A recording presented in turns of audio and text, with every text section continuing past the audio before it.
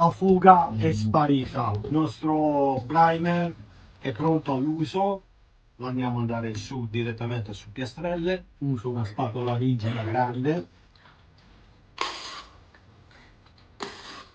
e lo applichiamo direttamente sulla piastrella.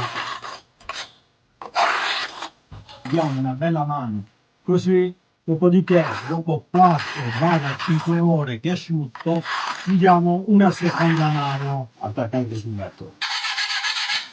Proprio la spatola si rompe ma il materiale qui sopra non viene via. Prendiamo la nostra macchinetta, mettiamo sotto l'80, non lo dobbiamo carteggiare benissimo, l'importante è puliamo un po' le creste. Gli diamo una bella spolverata. Residual abbiamo 3 grane.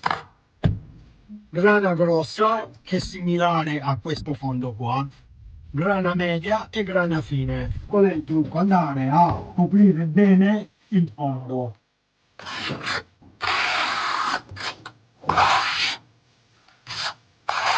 Questo qua una volta applicato dopo circa 2 ore è già asciutto. Il risultato è questo qua.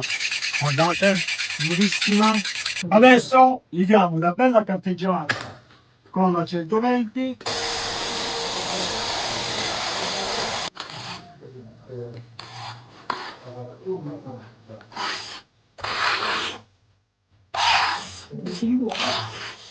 Questa è l'ultima mano. E adesso andiamo a ricarteggiare sempre con la 120. Adesso diciamo la carteggiatura la dovete curare un pochino meglio. Vediamo bene il supporto. Siamo pronti per mettere il nostro polygraph. Finitura sempre poliuretanica. Rullo a pelo raso. Dopo 16-24 ore possiamo darlo a seconda mano. La nostra dimostrazione di Resi One finisce qua.